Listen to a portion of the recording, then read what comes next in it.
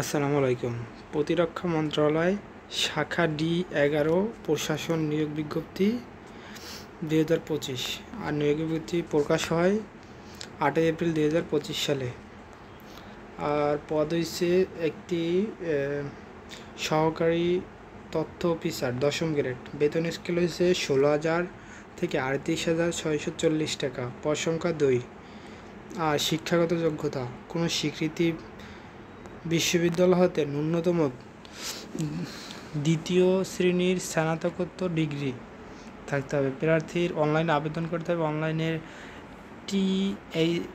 http://mod.teletalk.com.bd এর মাধ্যমে আবেদন করতে হবে। আর আবেদনের সময়সীমা আবেদন শুরু হবে 10 এপ্রিল 2025 সালে সকাল 10টা থেকে।